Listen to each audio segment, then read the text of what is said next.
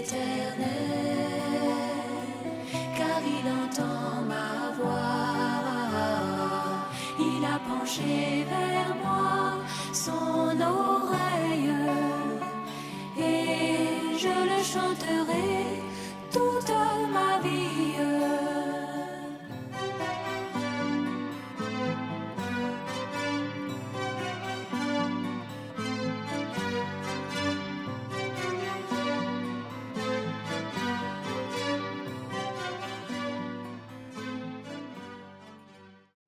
Gloire à Dieu.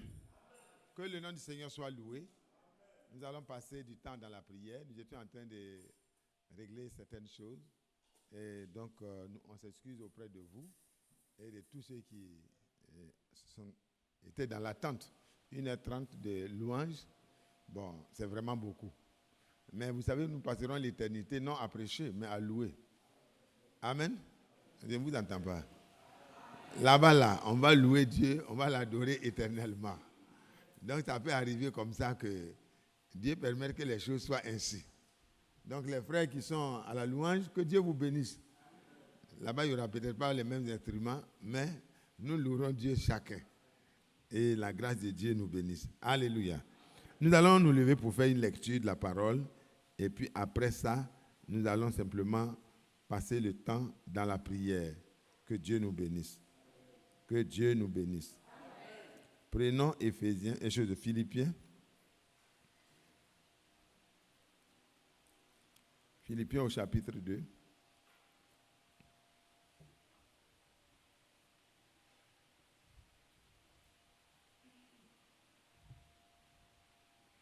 Philippiens au chapitre 2.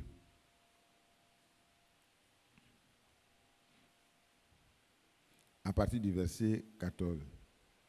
Prenons le verset 13.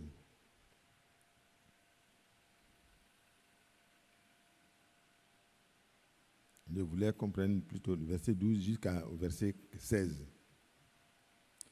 Ainsi, mes bien-aimés, comme vous avez toujours obéi, mettez en œuvre votre salut avec crainte et tremblement, non seulement comme à ma présence, mais bien plus encore maintenant que je suis absent. Car c'est Dieu qui produit en vous le vouloir et le faire, selon son bon plaisir.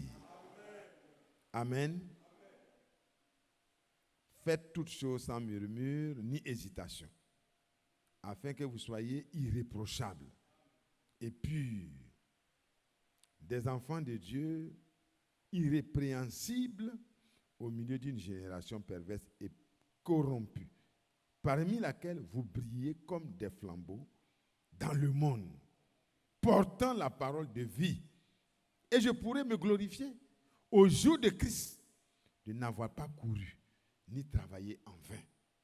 Que Dieu soit loué. Frère Calix, il faut prier.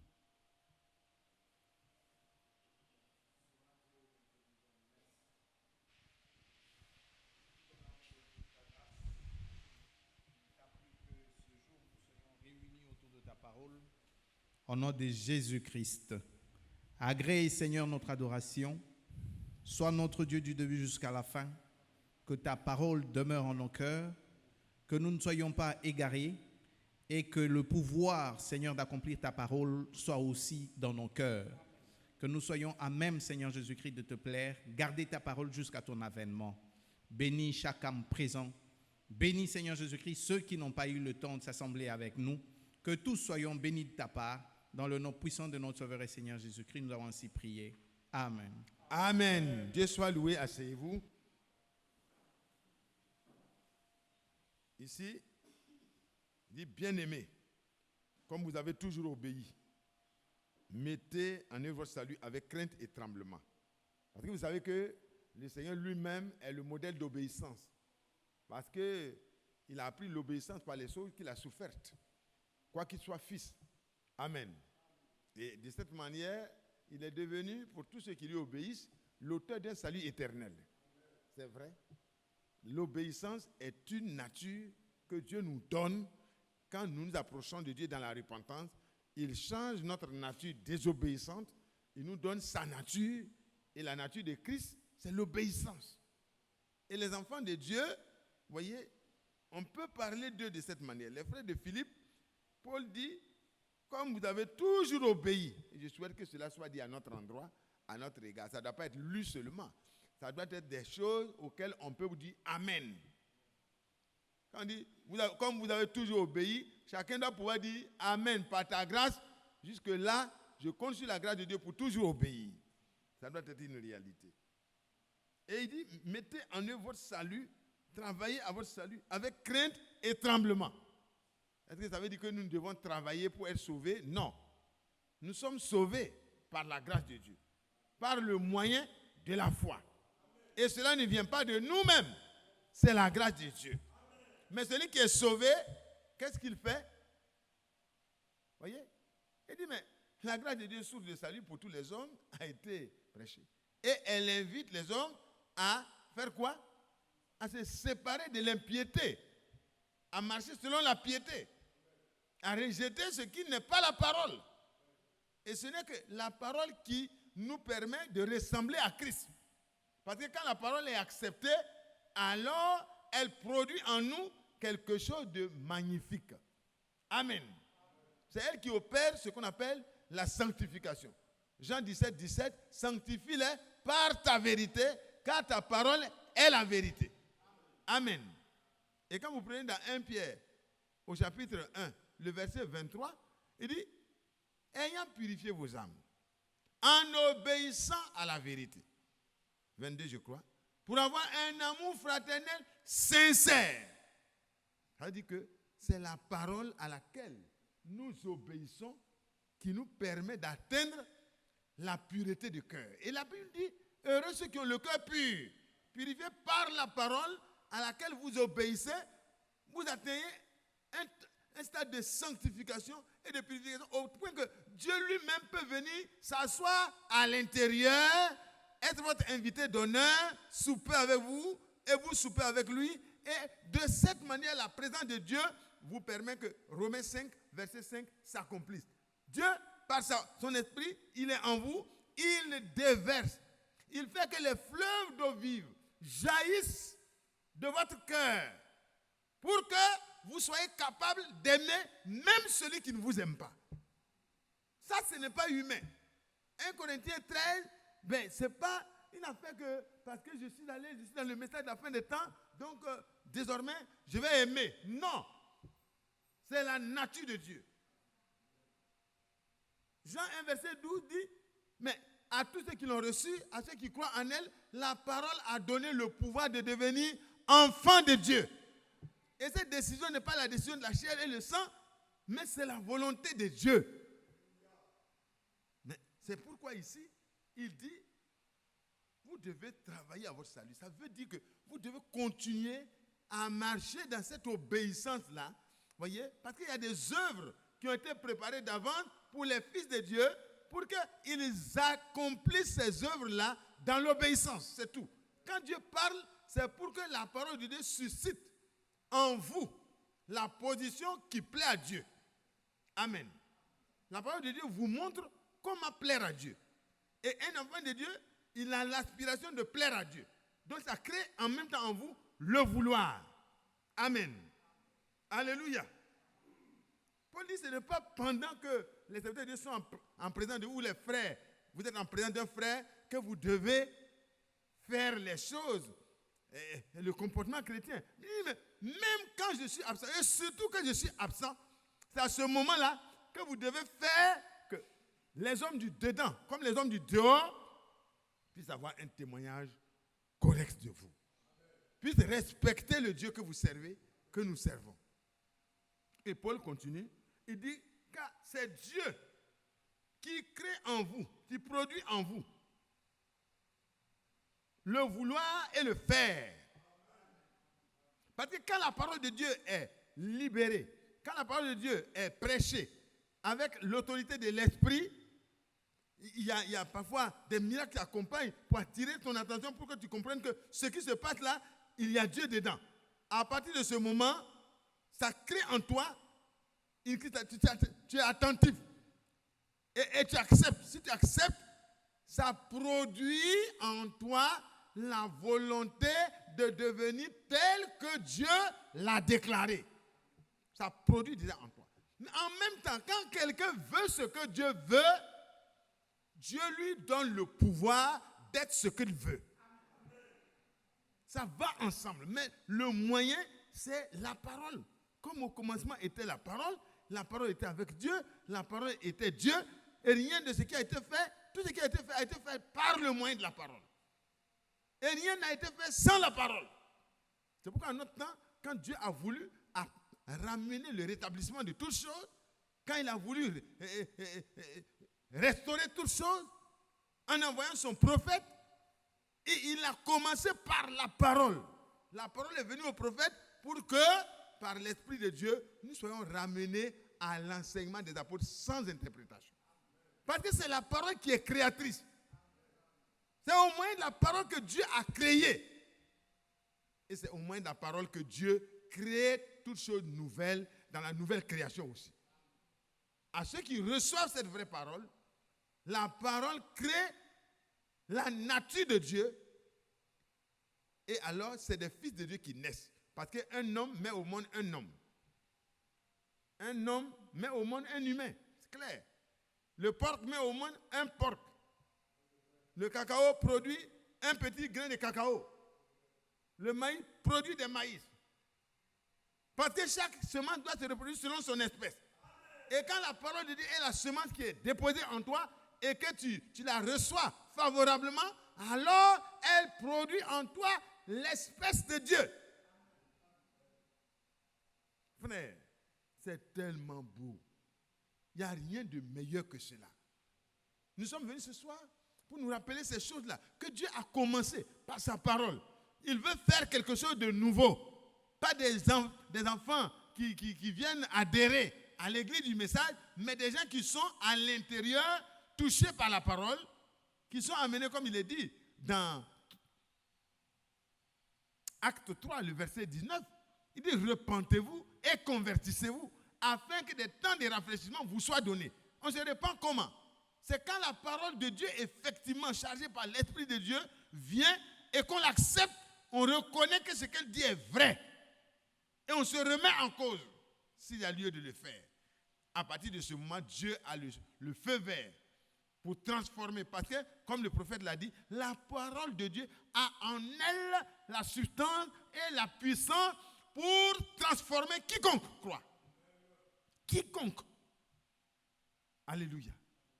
Et d'enfants de Dieu, nous devenons des enfants de Dieu, car Dieu nous a tellement aimés qu'il a donné son Fils en sacrifice. Pour que quiconque croit ne périsse plus en étant séparé de Dieu, mais qu'il ait la vie éternelle en étant uni à Dieu par sa parole, par la puissance de son esprit. Que Dieu soit loué. Et Paul n'était pas un homme correct, mais quand il a rencontré la parole et qu'il a accepté le verdict de la parole, qu'il était persécuteur de Dieu, alors il s'est arrêté et les choses ont changé. Il dit, ce n'est plus moi qui vis. C'est Christ qui vit en moi. Il a été rendu capable. Donc ici, c'est Dieu qui produit en nous le vouloir et le faire, selon son bon plaisir. Alléluia. Le bon plaisir de Dieu pour toi et moi, c'est que nous puissions avoir le pouvoir de faire ce que Dieu veut. Amen. Il crée en nous ce vouloir, il crée en nous ce pouvoir, et il permet que nous soyons selon son bon plaisir. Et ça, vous pouvez le relire aussi dans Éphésiens. Au chapitre 1, verset 3, vous pouvez lire, loué soit Dieu, le Père, le Dieu et Père de notre Seigneur Jésus-Christ, qui nous a bénis de toute bénédiction spirituelle dans les lieux célestes en Christ. En Christ, Dieu nous a élus avant la fondation du monde. Pourquoi? Pour que nous soyons saints et irréprochables. Quand il t'a élu, quand la parole qui est la semence qui va te permettre de naître arrive, tu l'acceptes. Pensez un seul instant à une femme qui refuse la semence de son mari. Ce mariage ne va pas aller loin. C'est pas vrai? Elle ne pourra pas reproduire l'espèce de son mari. La parole de Dieu est la parole de Dieu. Dans le sens spirituel, c'est vraiment par le moyen de la parole que Dieu crée des fils. Dieu n'a pas besoin de rapport avec une femme. Marie était une femme qui appartient à Joseph. Dieu a déposé sa parole uniquement et la parole a produit le Jésus-Christ là. Et Dieu a laissé la femme à son propriétaire, il a continué son travail. Parce qu'il avait programmé ça, et dit la femme aura une postérité, et par ce moyen-là, Dieu sera parmi les hommes, dans un corps de chair. Et dans ce corps-là habitera corporellement toute la plénitude de Dieu lui-même. Et de cette manière, le moyen de l'expiation des péchés aura lieu. Parce que dans ce corps qui a eu part à l'humanisme, par Marie, alors il y a le sang. Et par ce sang pur, Dieu peut expier les iniquités de toute la race perdue. Et parce que l'esprit qui est à l'intérieur, c'est Dieu lui-même, alors Satan n'a pas de refuge.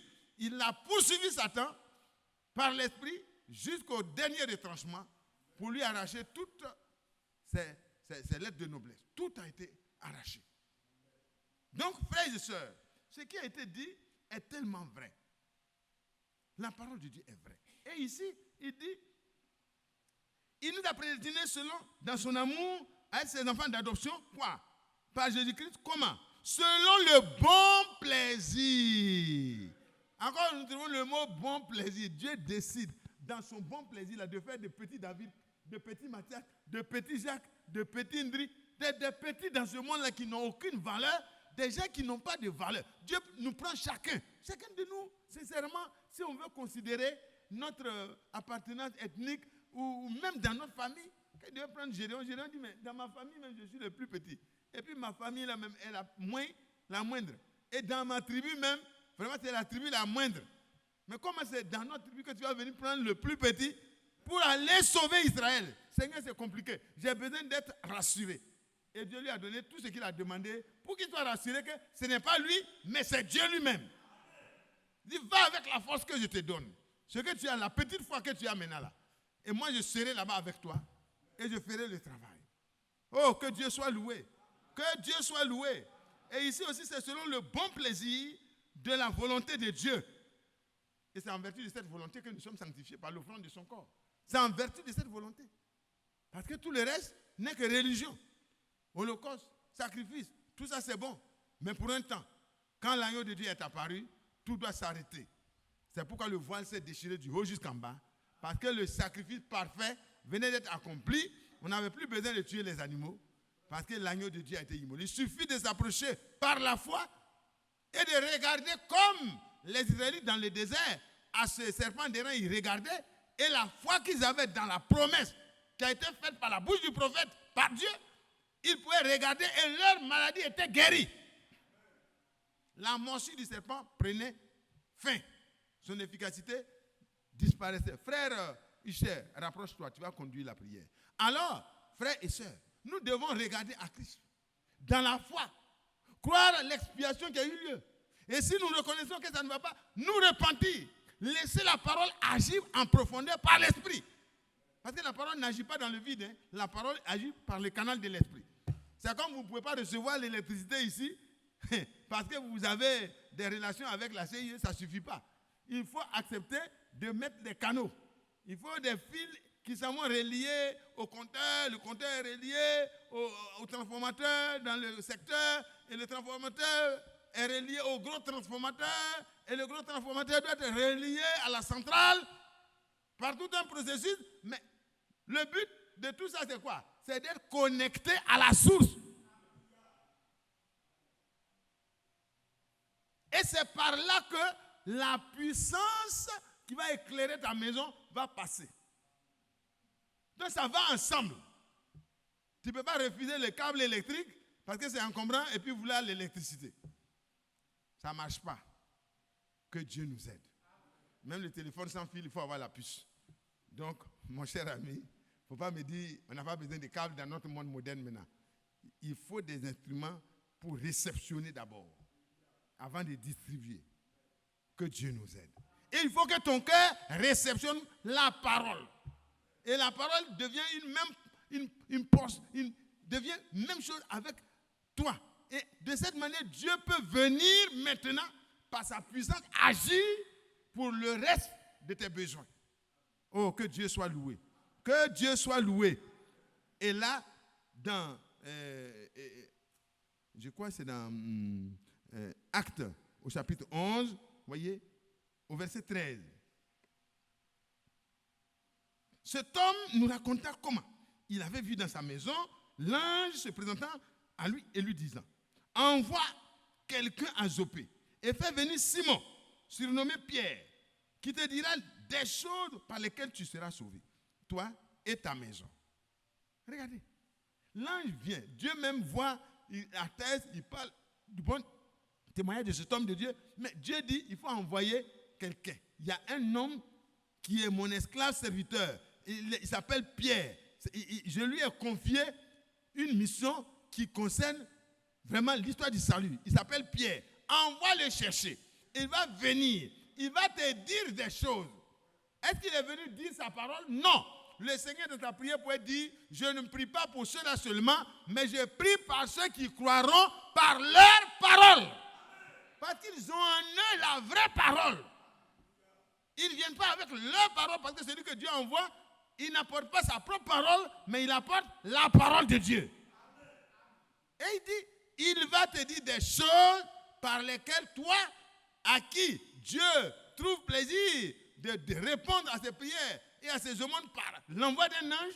Mais c'était déjà vraiment, si c'est nous, on va dire, mais qu'est-ce qu'il vient faire? Moi, mes prières sont déjà répondues par l'envoi des anges. Non! Il dit, il te dira les paroles par lesquelles tu seras sauvé. Et quand Pierre a commencé à parler, et qu'il a touché l'histoire du salut, il a raconté, il a expliqué par le Saint-Esprit comment l'homme peut être libéré du problème du péché.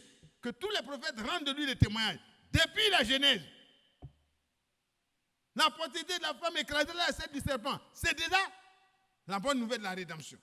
La suite, tout ce que nous avons, il viendra lui-même et nous sauvera. Isaïe 35, à partir du verset 4. Vous voyez, tout ça, c'était des choses qui étaient annoncées d'avance. Et la bonne nouvelle, l'évangile a commencé par l'accomplissement des prophéties bibliques au sujet du salut. Réjouissez-vous sur la terre, vous les hommes que Dieu agrée, parce que Dieu vous a donné celui qui est le Christ, le Sauveur. Amen. Il fallait qu'il vienne et il est venu. Et c'est pourquoi Pierre, quand il est arrivé, il a ouvert la bouche. Parce que les autres l'attendaient, ils attendaient avec foi. Ils étaient réunis dans de bonnes conditions de cœur, de bonnes dispositions. Et alors, quand la parole a été dite, il dit, lorsque je me fus mis à parler, le Saint-Esprit descendit sur eux comme sur nous au commencement. Pourquoi le Saint-Esprit est descendu sur eux? Mes bien-aimés, vous pensez que c'est parce que Dieu fait des favoritismes? Non. Pierre avait des préjugés, il ne voulait même pas aller là-bas. Mais Dieu a dit non. Vous savez que, comme je l'ai dit dans 1 Pierre 3, 1 Pierre 1, verset 22, mais la parole, quand elle est reçue, elle purifie le cœur. Et Pierre pouvait faire dans le rapport qu'il faisait, il dit, mais Dieu qui connaît les cœurs a purifié leur cœur par la foi. Ils ont écouté la parole de Christ a produit en eux la foi.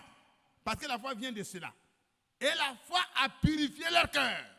Quand tu crois ce que Dieu a dit, quand tu crois ce que Dieu a fait, alors tu n'es plus un incrédule. Non.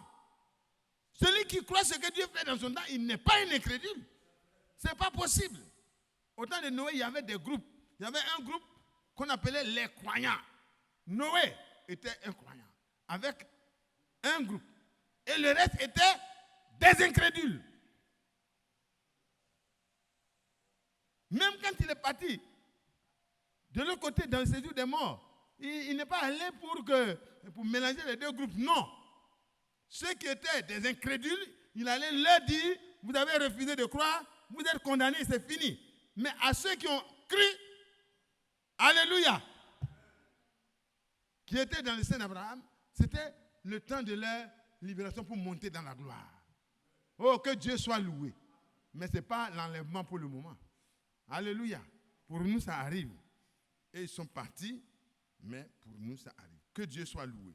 Que Dieu soit loué. Que Dieu soit loué. Alors, mes bien-aimés, Pierre témoigne. Il dit, mais tous les prophètes rendent de lui le témoignage que quiconque croit en lui reçoit par son nom le pardon de ses péchés. Quand il a dit ça, tout le monde a dit, ok, ça suffit. Ils ont cru, ils ont accepté. Et la foi dans ce que la foi qu'ils ont eue dans la parole qui était prêchée par l'homme mandaté a créé en eux la purification de tous leurs péchés. C'était fini. Et Dieu pouvait leur faire confiance et venir habiter en eux. Et nous pouvons lire donc ici, voyez, dans Philippiens, c'est le même processus que Dieu a fait.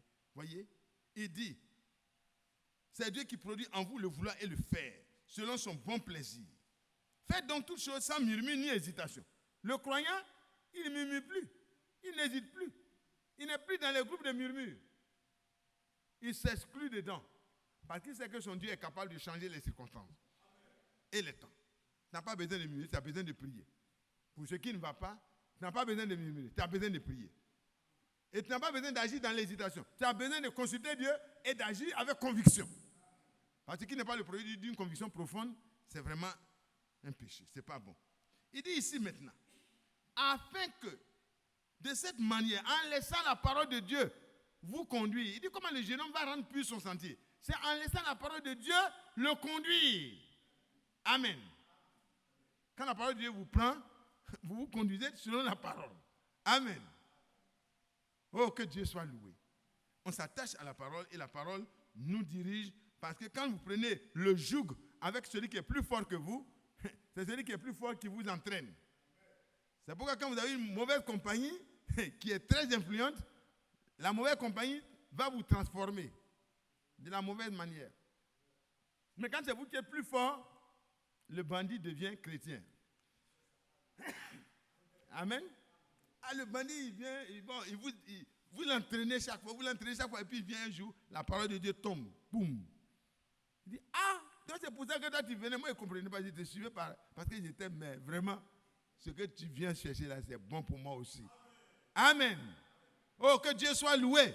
Mais quand on prend le jour du Seigneur et qu'on écoute les instructions du Seigneur et que la parole du Seigneur devient réellement quelque chose qu'on accepte dans notre cœur, même si on n'est pas capable de tout comprendre, Pierre pourrait dire, mais on ne comprend pas tout. Nous aussi, on a des difficultés à comprendre ce que tu as dit, manger ta chair, boire ton sang. Mais on va aller à qui?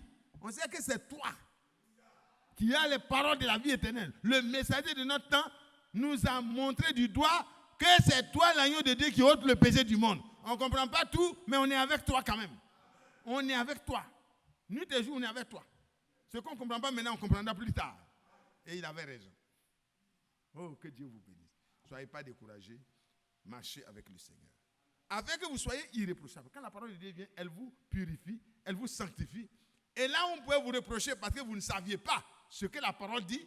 Alors, la parole de Dieu produit en vous ce que vous n'avez pas été capable de faire là. Dans la chair, l'homme charnel ne peut pas faire la volonté de Dieu. Parce que c'est spirituellement qu'on prend position pour la parole.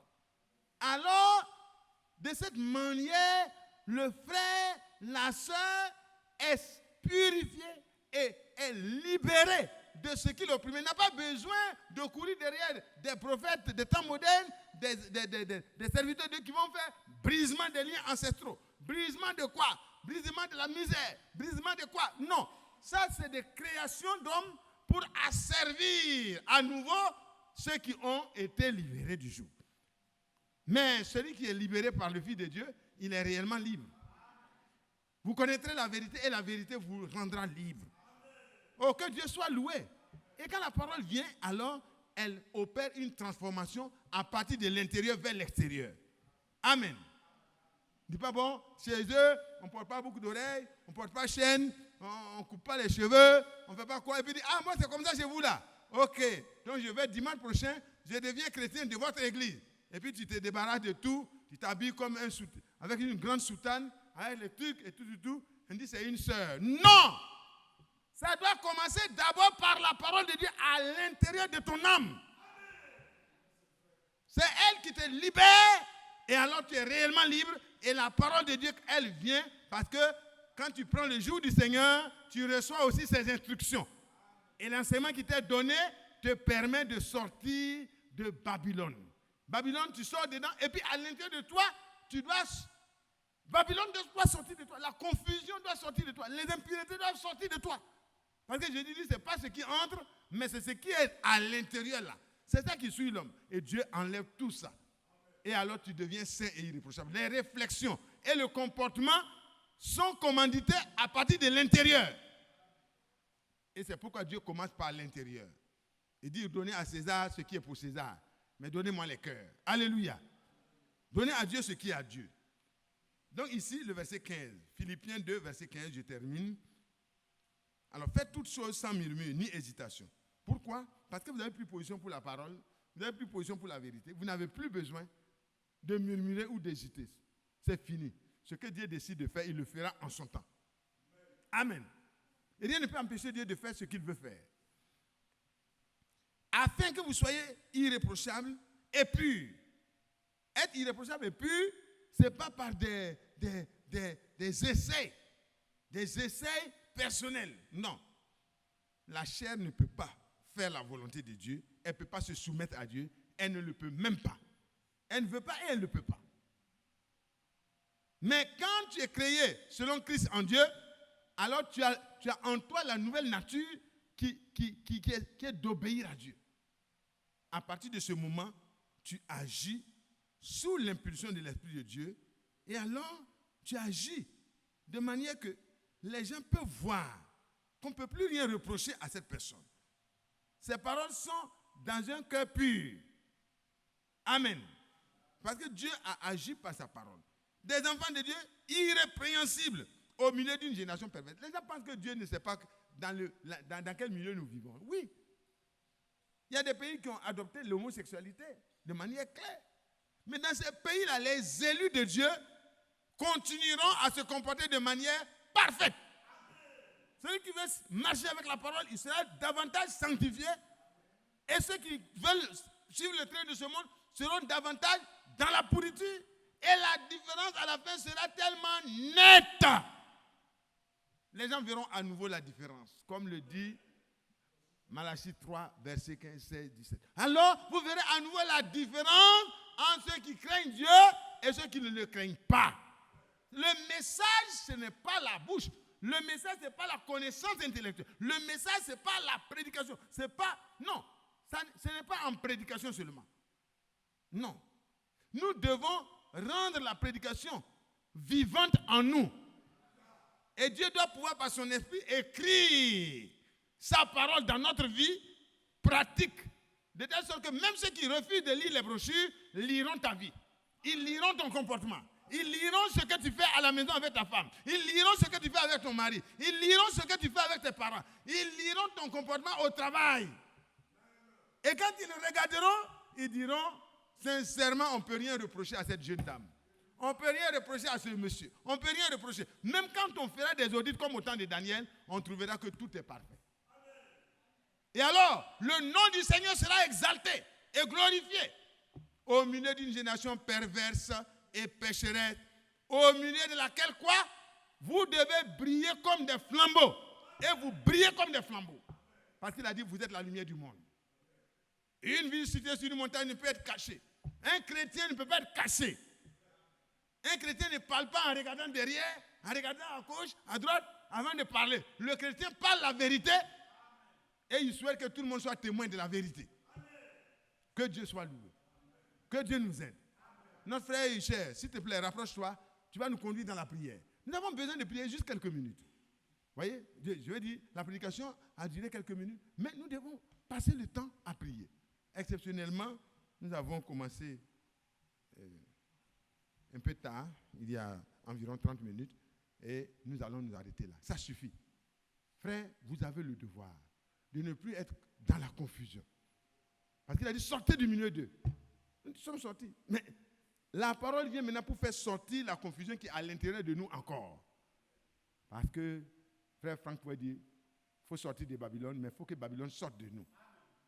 C'est ça la sanctification achevée. Que Dieu bénisse chacun de nous. Tenons bon, le temps est proche. Soyons irréprochables et saints au milieu d'une génération perverse et pécheresse, parce que nous avons le devoir de témoigner de Jésus par le Saint-Esprit. Il a dit, vous recevrez une puissance survenant sur vous. Mais la puissance ne vient pas dans le désordre. Elle vient là où la parole de Dieu a trouvé de la place. Et quand la parole trouve la place, elle purifie. Parce que la foi dans la vérité vous permet d'entrer dans les promesses de Dieu.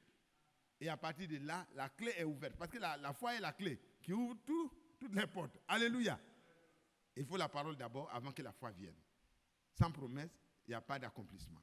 Que Dieu bénisse chacun de nous et que l'Esprit de Dieu puisse trouver son plaisir à venir habiter en chacun de nous et qu'on puisse vivre et marcher selon l'Esprit et non selon la chair. De telle sorte que Dieu trouve sa joie et son plaisir dans les enfants nés de lui, comme dans le fils premier-né. Il pourrait témoigner. Voici mon fils, bien-aimé, en qui j'ai trouvé toute mon affection. Avant l'enlèvement, ce témoignage doit être rendu à chacun de nous et au sujet de chacun de nous. Que Dieu nous bénisse. Frère Hichet.